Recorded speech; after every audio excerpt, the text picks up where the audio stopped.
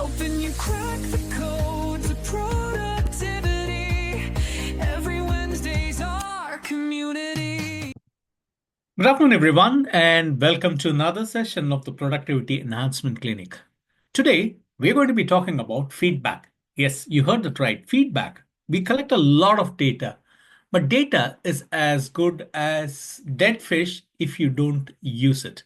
Of course, dead fish also has some uses, but data that is not useful, that does not provide any insight, is not going to be, it's just meaningless collecting it, right?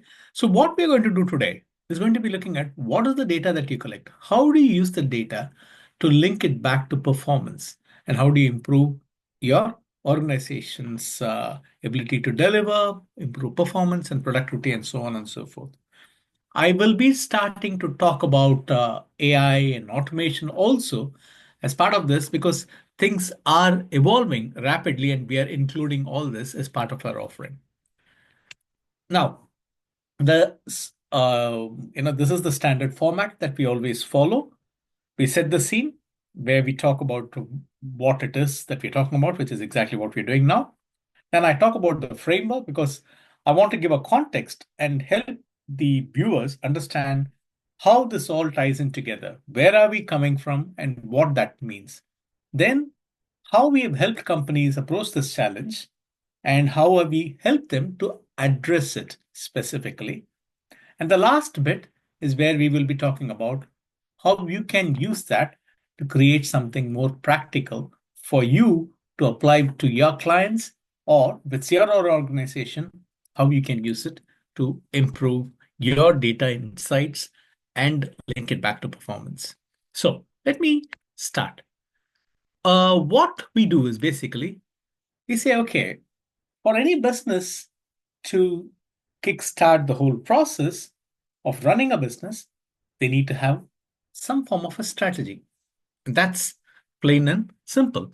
Now, it could be a single business, I mean, single owner, solopreneur, or it could have multiple employees. But ultimately, you need to have a strategy. Now, having the strategy is not enough. You need to have employees who will be there to execute your strategy. Now, you might say, hey, I'm just a solopreneur. If that's the case, you are the employee and you need to execute what you actually have in your head.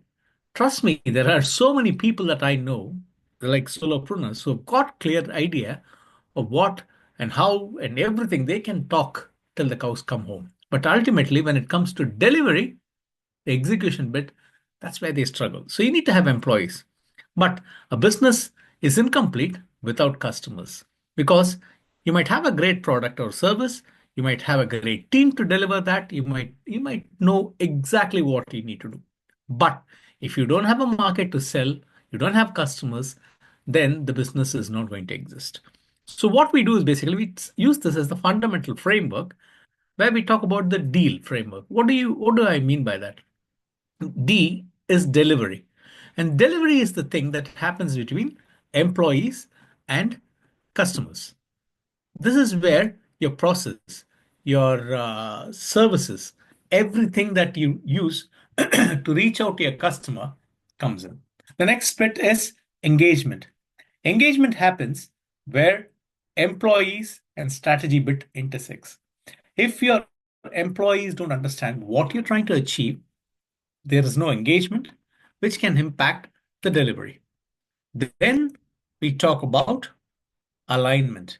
Alignment is what you have to offer in line with the market. You need to understand what your market wants, what your customer wants, and use that insight, tap into that knowledge to develop products and services which is created with your employees and deliver it with your employees or through your employees to your customers. Now, for all this to happen, the core is where the leadership is. The leadership has to pull and push these three levers to ensure that the organization or the business is a successful one. So you have to have DEAL in the organization to lead, right? A leader engages the employees, aligns with what the market wants, and then delivers. So that's how this works. Now, What is the data? When I say data, what do I mean by that?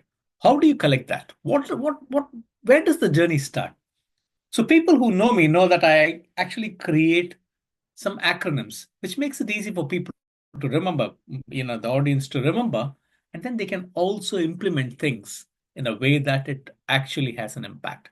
Now, the first bit of the whole thing, this today, I'm going to be talking about the 5 C's framework. The first C is collect. Now, you need to capture real time data about employees and customers using various tools. And we'll dive about each into each of these a bit later, but that's the first step in collecting information. Once you collect the information, you need to contextualize it. That's the second C. You need to understand what are the emotions and the behavioral challenges or patterns that you see, and what are the dashboards that you can build to enhance this insight or data and contextualize it with respect to the business. Now, the third C is calibration. Okay, now I've got this. What do I do with that? What is that data going to do? And how is it going to connect with my business performance? Because, as I mentioned earlier, having data which does not provide you insight is useless. So, you need to collect information which can then be tied back to your KPIs, to your strategic objectives, OKRs, or whatever metric that you're using, and then ensure that it is relevant. Otherwise, this exercise will not really work. The fourth C is about conversion. How do you then implement the changes or the insights that you get as a result of collecting this data and understanding the impact it has on performance? How are you going to communicate to people? What is the role the leadership is going to play to help people buy into this? Now, that's where we talk about engagement. This is where it comes in. And the last bit is how do you then close it, which is basically measuring again, because you start at one point and you want to reach a particular place. So you measure, keep measuring on a regular basis, and then see whether you have managed to get to the point where you want. If you have not, what is the feedback you've got? Again, go back. You start questioning whether the data that you collected is relevant. So that's the fundamental thing. So it's like although this is like an arrow, it could be a circular loop. So anything that is not relevant, you drop those metrics and then go back and look for other metrics that are there. Now, I will talk about how we used it with various clients to help them collect the right information and then improve the business. So let's start with the first C, which is collect. Now, if you look at data, I mean, ChatGPT, I don't know how many of you are familiar with writing your own prompts. Maybe most of you are. Now, prompt engineering, as it is called now, is basically nothing but asking the right questions in a format that it is actually going to give you the right kind of inputs and outputs. Now, if you ask a simple one liner, I want to actually write an article. Can you help me with this? So you might get something. But if you say you are a world class digital strategist with an IQ of 180, you have been asked to do this. So when you start providing the information that you are going to collect, what you need from there, you are very clear as to what is going to happen and how do you use that information to extract what you want. You get a higher quality output. So similarly, when you are starting to look for information that you can use, start looking at information from an employee perspective. Like what can you do? What can you collect? It can be a quantitative survey, qualitative survey.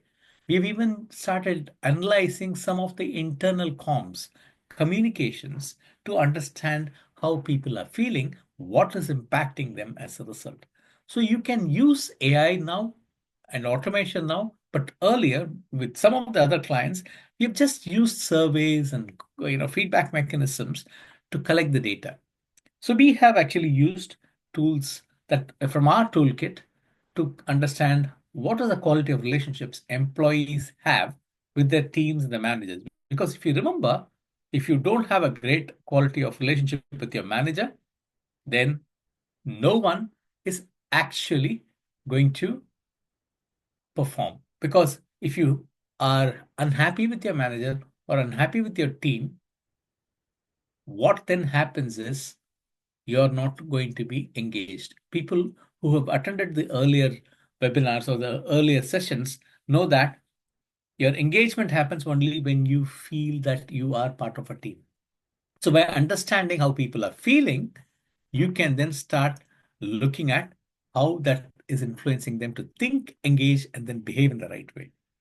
Now, we are employees. We can apply the same philosophy to customers. So you can ask, we identify the quality of relationships you have with your customers. Or there are surveys like Pulse surveys. Ask some questions. Now, these days, you can even use ChatGPT to ask certain questions or create a questionnaire to help you get some basic data. Now, I would probably not just go and do that right away. What I would also look at is the data that you collect about employees or customers. What is the problem that it is going to solve? Because if you just collect data, what are you going to tag it to? So we are collecting this data with the view to do this. Normally, when we ask the questions or when we collect data, we actually ask, okay, this is what you're saying. So how are you feeling as a result? How is it impacting your engagement levels? So as a result, what is getting impacted from a work point of view? And how are you feeling about your work and team and your ability to deliver as a result? So suddenly you can see it is not just asking about the quality of relationships or a pulse survey or engagement. You're connecting them to how they're feeling, how it's impacting their engagement, how it's impacting their ability to perform at work, and what is getting impacted at work. Your KPIs. So you start connecting the whole thing. So when you start collecting data, make it very clear, make it very task specific. Don't just say, how are you feeling? Oh, we're happy, clappy. Don't put a smiley face and a sad face. That will not really have a great insight. Like as I mentioned earlier, how we're using ChatGPT or the Perplexity or Claude or Gemini, whatever you're using, it improves with context. So that is the next thing that we need to look at. How do you provide the right kind of context? Now, what I normally do is I advise companies or people who use our tools to build stories. We learn more when we listen to stories. We react in the right way when we listen to stories. We remember a lot when we listen to stories. So I get people to connect the entire data and weave it like a story. And what are the things that's happening as a result? By doing this, are people positive? Are they engaged? Are they having a sense of pride? Are they passionate? And where do they believe that they were treated fair? Who's the enemy here? It could be a problem. The problem could become the enemy. You know, Poor customer service or weak delivery could become the enemy, and the heroes could be the leaders. The employees could be the generals or the warriors who actually take up the fight to the enemy and then win that. So when you create a story like that, suddenly you start moving away from a mundane, this is what we do, there you do this, A does this, B does this, C does this. When you weave it into a storytelling narrative and you contextualize it by doing this, this is the problem that is going to get solved. And this is how we're going to do it. So it becomes easy for you also to explain the actions, the tactics that you do or you can follow, or the strategy that you want to, implement to win the enemy. You can explain it to your team if it is a story. Now, connecting it back, as I told you, when you make the problem your enemy, then you can actually start connecting that. So if that enemy is there, what is going to happen to you? If you are actually getting bombarded by your customers for poor service, it is going to impact you don't have control on how things are doing. So that's because your processes are, you know, not in a great place. So you end up working a lot of hours. You could end up burning out it could end up in a burnout. or it could end up in lower sales. That's going to impact the morale of this. So the team is going to go into a dark place. You see, there are things that you could actually do when you contextualize it. Then probably use simple dashboards. Don't go for complex, sophisticated ones. Use simple dashboards, even visually. Put some colors, post-its on the wall, and then stick something. That is enough. Suddenly, you can start people to see what needs to be done and why we are doing this. The context brings the why very clearly. And using storytelling actually helps you to get to a great place. Now, once you do that, then the next thing is this third C is calibration. What are we doing? We know. How are you linking it back to the KPIs? So, this is what it is. So, poor delivery is impacting us. This is how it is going to impact the return on investment. This is how it's going to impact revenue. It is going to impact retention. So, if it's a problem with, let us say, customers, you could actually link it back to poor sales, customer attrition, or value erosion from customers, or lower value from customers. Like you have to spend more to win customers.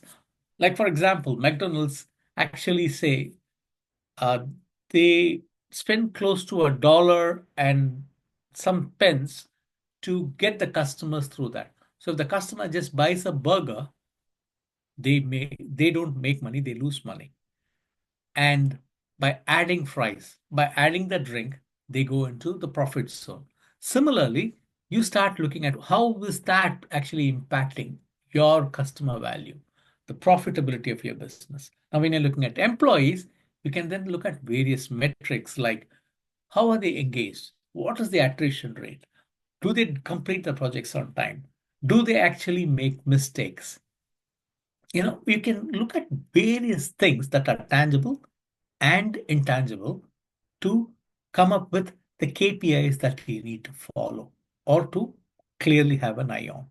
Now, that basically then gives you the next thing. Okay, there is a lot of things to do. I don't have time.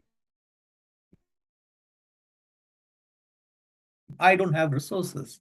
This is the common complaint again, and that is not. I mean, that is not untrue also, because these days managers are expected to manage, then do their jobs, then manage the teams, deliver on the promises, and firefight and work 18 hours a day, especially in hospitality. That's bad. So you need to find a way to make it simple. Whatever you're doing, you need to get them to. It's got to be part of their job. So that is another thing that you need to be mindful of. We normally suggest using Eisenhower matrix to prioritize. Okay, you can't do everything. Can you ask someone else to do it? What can be outsourced? What can be delegated? Things like that. Having a simple conversation and how do you free your time up? See, these days you've got various productivity tools like your inbox mails can be automatically segregated by creating some disciplines and triggers on your system. We can actually motivate individuals to do things. Now, that is an additional layer which can go over and above what you have, because you could have all the great systems in place. If your heart is not in that, you're not going to deliver, right? We have talked about humanics and mechanics some time back, where for a strategy to be implemented successfully, you need to have humanics and mechanics. Mechanics is your process, your technology. Humanics is the people power that uses the processes and technology to achieve the results that they want or they set out to achieve. So if your humanics is not in the right place, great processes are not going to help you. So you have to link it to the KPIs, business KPIs, and you have to link it to the business in such a way that people can then see how and why it is important. We all know that eating chocolates is bad for our health, but we still do that, right? So how do you emotionally connect this? That is the next thing that you need to start looking at, which is where you show that you do things. You actually say that this is what we are saying, this is what we are doing, this is the impact it has had. You have to have things, we call it as will it make the boat go faster, or the crocodile nearest to your canoe, or the burning platform. different people use different terminology. It's primarily is focusing on what is it that you want to do to get the best out of your people to address the problem that needs to be addressed now, right? So when you do this, when you actually get the data, collect the right data, contextualize it, calibrate it, then you can use that insight to then say, okay, this is how we're going to do. This is what we need to do. And you don't have to do the entire thing. Bring the team in. And where we see things work amazingly or swimmingly well is when people are brought in to co create offerings, co create solutions. The manager gets the team to take up the responsibility, which means that's not what they want to do. It's someone else. And it also gives the ability for the individual to shine, to be to feel valued, trusted, respected. That actually has a very, very positive impact. Like, for example, if you're looking at how people are feeling, one of the things we talk about is trust or the lack of it, and empathy or the lack of it. So, how do you actually build trust? So, with one client of ours, we actually did this. We actually built a, we did a, got, they got into a scenario where they built a trust workshop and a trust framework. And this is what they did. They said these are the things that actually erode our trust. So this is what we are going to do. And what did they do after that? They actually made a nice bookmark. Let me see if I can show that. I can't. Let me see if it is there. Yeah. They created a bookmark like this, and it was there. It was handed over. It was a screensaver. So when people see that, this is what it is, and they had it as a poster. So you can actually see how you can internalize all this and then make it come to life. Okay, let's go to that particular section. Okay, you've done this. Now, once you do this, the last section or the last C is close. We have done all this. We have understood why we are doing it. We know how it's impacting performance. And then this is how we are going to be doing it. Is it actually then something that you can embed within your organization and then move from there so that this becomes a standard operating procedure? How do you institutionalize the feedback driven growth? Because it's all good and well to start something, but once you achieve something, how do you sustain? See, the challenge for many organizations is not, yes, climbing up is a challenge, but sustaining that, once you reach that position, sustaining there is the differentiator. Because everyone wants to grow, everyone wants to improve productivity, everyone wants to change. But once you do that, how do you constantly do that? And how do you then sustain that? That is the culture that drives it. So what we normally do is we get the leaders to schedule KPI reviews and how that actually has impacted what is actually going on in the organization, how the data that we collected has changed that particular metric, and what they have learned, what they could do better. Things like this, you start building it and then refining it. As I told you earlier, the 5 C's could be a circle. So once you do that, you go back and start the journey again and again. So, like for example, we did this with one particular chain of gyms. This is a national gym. They have multiple, uh, you know, within the gym structure, they have multiple sizes of gyms. Where you just go work out. You have a tennis court kind of a thing, or you have other activities, swimming pool, and all that stuff. So what we did was we collected the data about their performance. We collected the data about how their employees were feeling. We collected the data about how the customers were feeling. Then we started looking at the revenue that was being generated. Then we started correlating the open-ended comments about clients and how that was impacting revenue. So I can't go into details, but what we did was we actually helped them understand the revenue per square feet for each type of gym. And we showed them how to maintain the balance between creating great customer experience and great employee experience, and how do you link it all back to productivity and performance.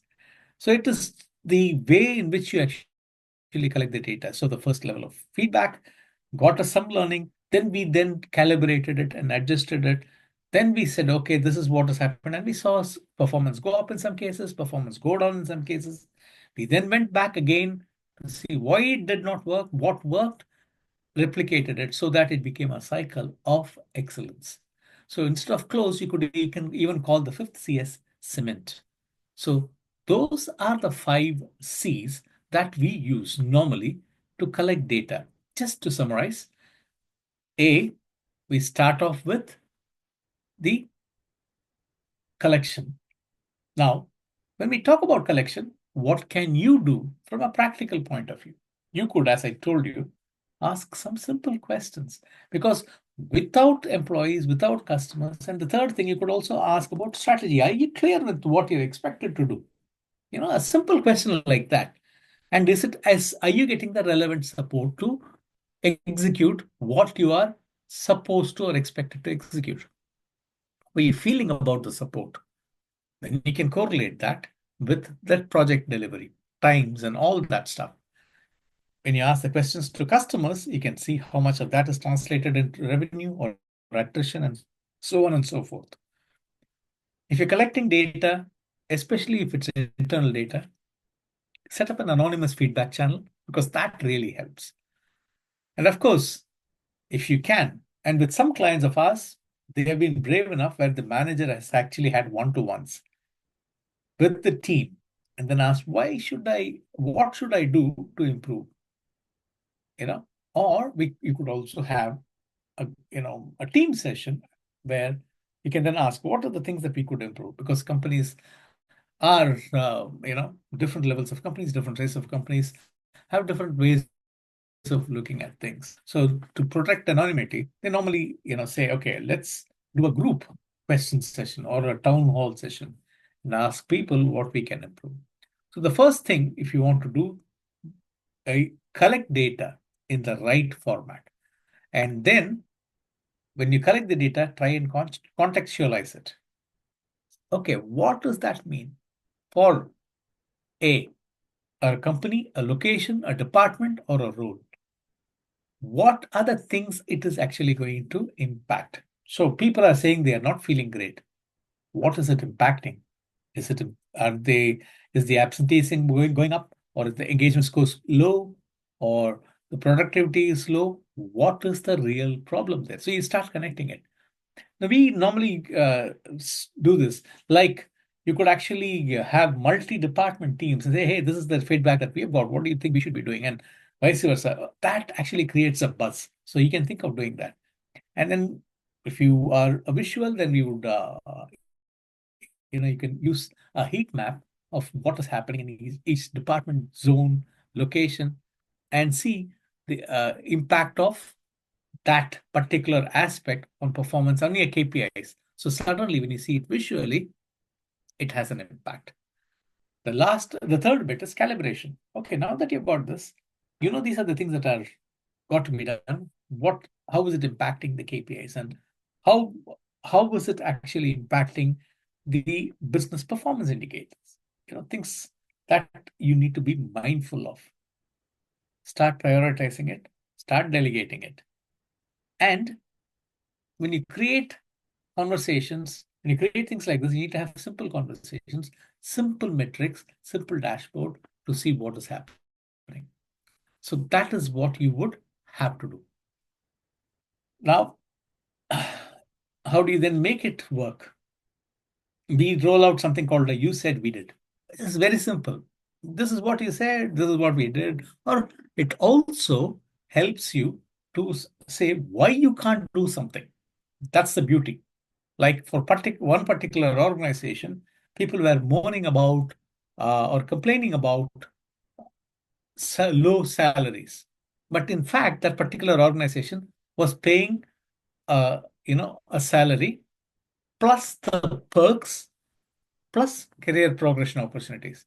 The organization did not talk about the perks or the progression opportunities within the organization. So when they created something like a you said we did, they made it very clear. This is what we pay, which is, by the way, this is what our competitors pay. This is what we pay. In addition to that, you did get this. In addition to that, these are the people who started here and have gone there. So it started, they started, you can use it as a channel to showcase the positive things that you did, communicate what is not visible currently, but you're doing anyways, and also negate some of the negativity that can creep in. When you ask people, people can give you multitudes of opinion. So this is a very, very simple way to tackle that. I'm not going to go through all the other things, but you can see there are various things that you could do to convert this. And the last bit is see what is working. Why did it work? What happens after that? Where are we going to embed this? Why did it not work? What have we learned from that? What can we do differently? In fact, a couple of our clients make this as part of their quarterly meetings. They actually have the dashboards which they share with the teams, the other departments during the meetings, and then seek feedback from their peers. So suddenly it becomes a much more constructive, much more positive, conversation.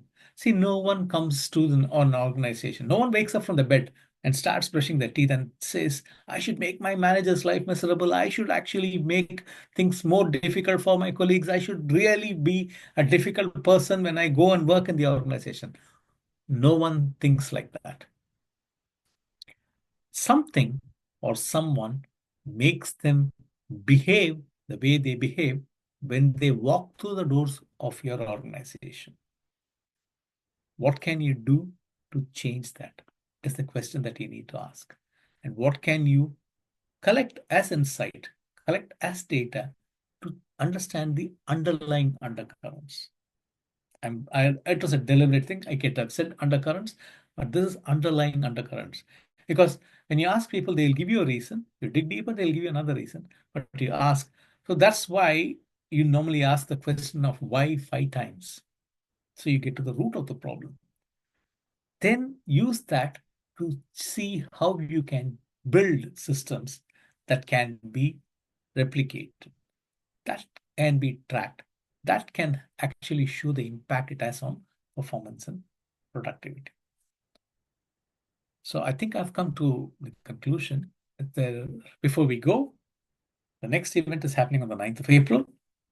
And this week, on this event, we are going to be talking about well-being specifically and how we've helped companies understand well-being and how they have used it to improve their team's performance, provide the support, and so on and so forth.